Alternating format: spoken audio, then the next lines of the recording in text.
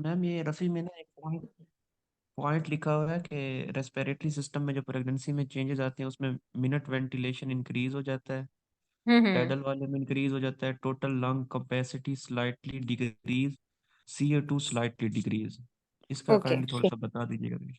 एक मिनट जरा मैं देखूं मेरा सिस्टम क्यों हैंग हो गया।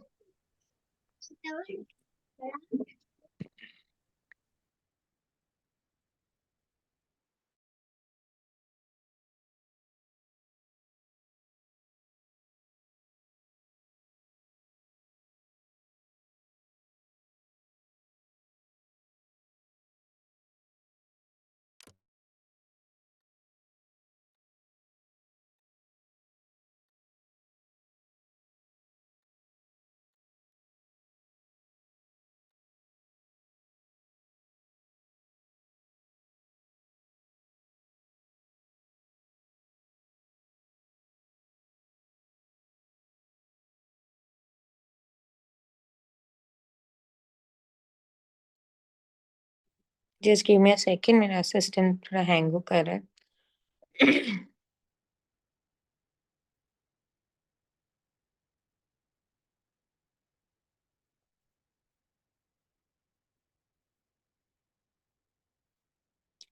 ओके। अच्छा जी, अब जो है हम एक्सरसाइज के इफेक्ट्स देख लेते हैं, समराइज में कर देते हैं।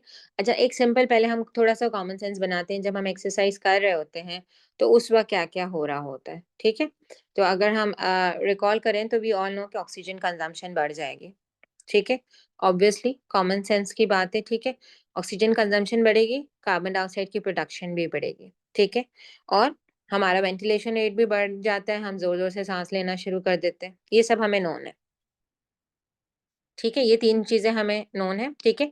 एक चौथी चीज मैंने आपको क्या बताई थी कि जब हम एक्सरसाइज करते हैं तो हमारा पूरा का पूरा लंग जो है वो जोन 3 में चला जाता है, ठीक है। और पूरा का पूरा लंग जोन 3 में जाने का क्या मतलब है कि जोन 1 2 3 सारे खत्म हो गए, सारा का सारा लंग जो है वो जोन 3 में चला गया। इसका क्या मतलब है कि ventilation perfusion ratio evenly distribute हो जाता है। क्लियर, ठीक है। सो ये हमें कुछ नॉन चीजें हैं कि भाई वेंटिलेशन परफ्यूजन रेशियो जो है वो इवनली डिस्ट्रीब्यूट हो गया, ऑक्सीजन कंजम्पशन बढ़ गई, कार्बन डाइऑक्साइड प्रोडक्शन बढ़ गई, वेंटिलेशन रेट बढ़ गया, ठीक है। Remember, arterial partial pressure of oxygen और कार्बन डाइऑक्साइड पे कोई चेंज नहीं आता। किस पे चेंज आएगा? आर्टीरियल में तो उतना ही partial pressure of oxygen carbon dioxide, किस पे चेंज आएगा? वीनस कार्बन डाइऑक्साइड और ऑक्सीजन प्रेशर्स पे चेंज आएगा, ठीक है। क्यों? क्योंकि आर्टरीज जो है वो ज्यादा ऑक्सीजन डिलीवर कर देगा, तो वीनस रिटर्न के अंदर जो पार्शियल प्रेशर ऑफ ऑक्सीजन है, जो ऑक्सीजन की कॉन्सेंट्रेशन है वो कम हो जाएगी, ठीक है। नॉर्मली क्या था, यूटिलाइजेशन कोफिशिएंट 5 ml था। 5 ml मैंने कैसे निकाला था आप लोग को मैंने बताया भी था। अगर आप ऑक्सीजन हीमोग्लोबिन डिसोसिएशन कर्व पे चले जाते हैं वापस से कि सेकेंड,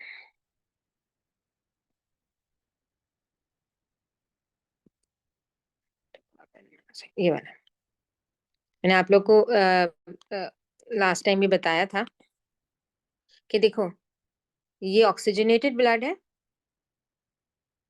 ठीक है, सही। और मैंने आपको ये बताया था कि जो डीऑक्सीजनेटेड ब्लड होता है, जो वीनस ब्लड होता है, ठीक है, वहां पे पार्शियल प्रेशर ऑफ ऑक्सीजन जो है 40 होता है, ठीक है। एक मिनट, इसमें जरा लकीर को ठीक कर दूं ताकि आप लोग को समझ में आए। ये 40 है,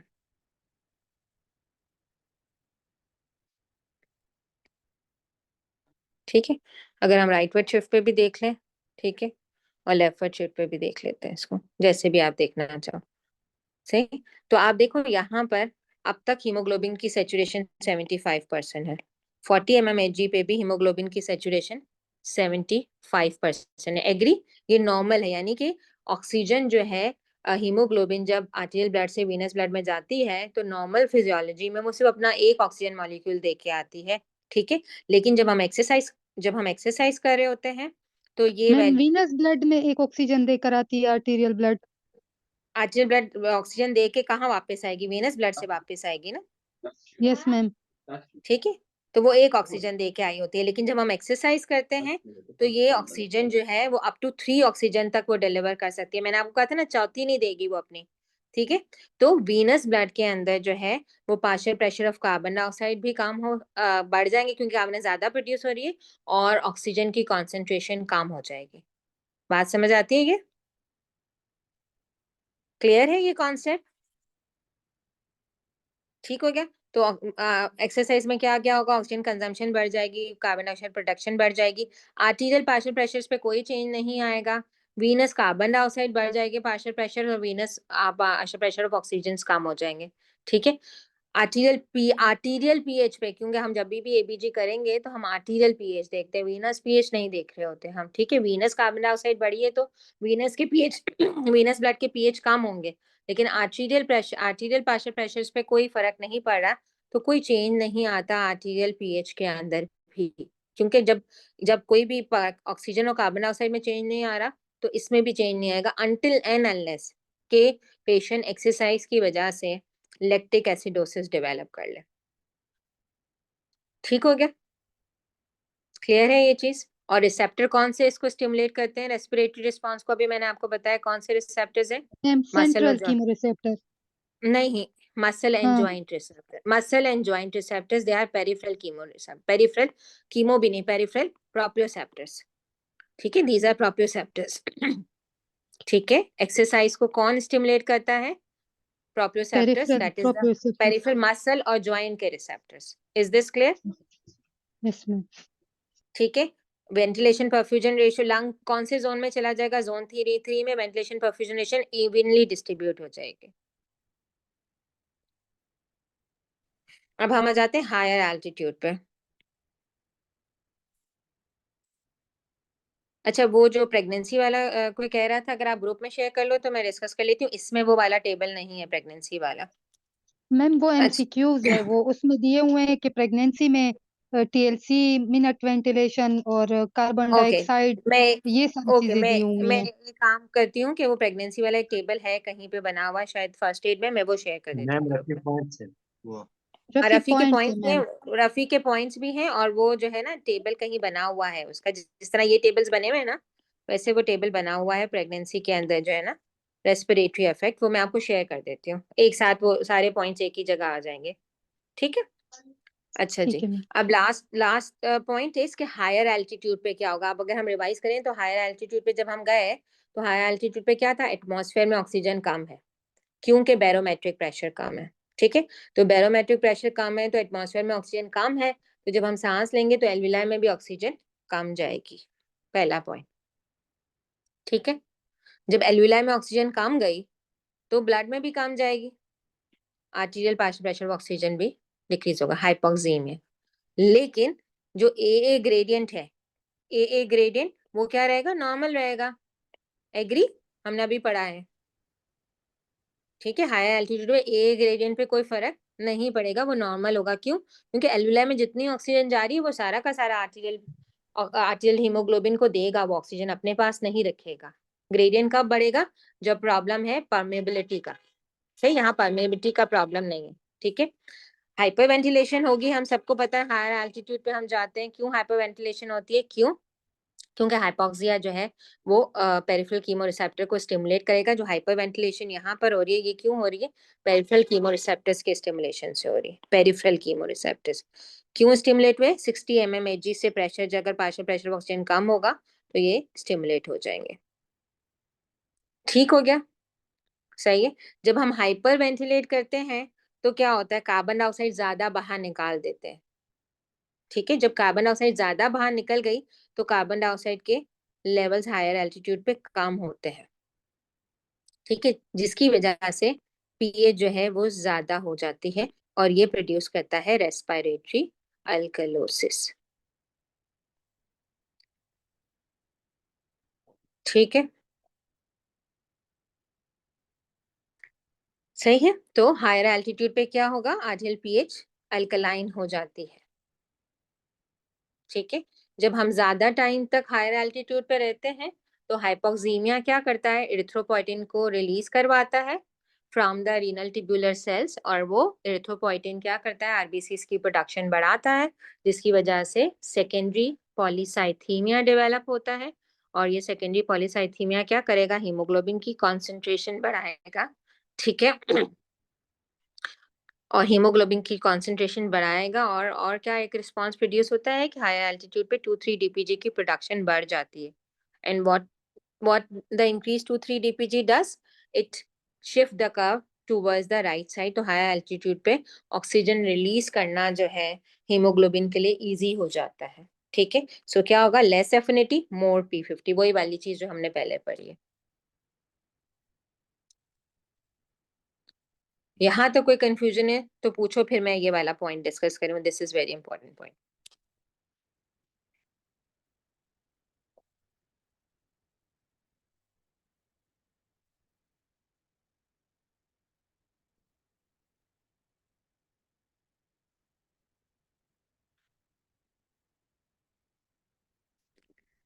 ठीक है, अब रिमेंबर कि नॉर्मली जब भी जो है पेरिफ्री के अंदर जो है टिश्यू को जब ऑक्सीजन नहीं मिलेगी, ठीक है, तो टिश्यू में वेजोडाइलेशन होती है कि ज्यादा ऑक्सीजन उनको मिले, यानी कि पेरिफेरल वेस्कुलर रेजिस्टेंस कम होता है in response to hypoxia.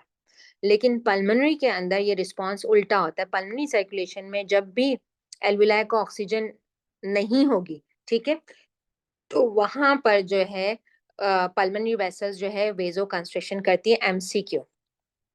So pulmonary hypoxia जो है, ठीक है, ओहो क्या मसला है, पल्मोनरी हाइपोक्सिया जो है,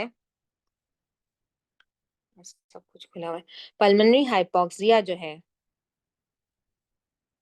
ये एमसीक्यू है बेटा, ठीक है, इसका रिस्पॉन्स वेजो कंस्ट्रिक्शन होता है, ठीक है। इसका रिस्पॉन्स नॉर्मली कहीं भी बॉडी में हाइपोक्सिया होगा, ठीक है, टिश्यू हाइपोक्सिया का नॉर्मल रिस्पॉन्स क्या होता है, वेसोडाइलेशन। वेजोडाइलेशन, ठीक है। दिस इज क्यों, क्योंकि देखो लंग के अंदर जो है ये ऑक्सीजन देने नहीं जा रहे, लेने जा रहे हैं, ठीक है। तो अगर लेने जा रहे हैं और एक एल्वुला है जहां पे ऑक्सीजन है ही नहीं, ठीक है, अगर एक एल्वुला में ऑक्सीजन है ही नहीं, तो अगर वहां पे कैपिलरी ब्लड लेके जाएगी तो वो वेस्टेड वेंटिलेशन, वो वेस्टेड होगी ना, शंटिंग होगी उसकी। तो उसकी फिजियोलॉजी क्या है कि अगर उस एल्वुलाय में अगर फॉर एग्जांपल एक लंग कंप्लीटली कोलैप्स है, ठीक है, और आप इमेजिन करो कि आधा कार्डियक आउटपुट उस लंग में जा रहा हो, तो वो आधा का आधा सारा का सारा शंट हो जाएगा।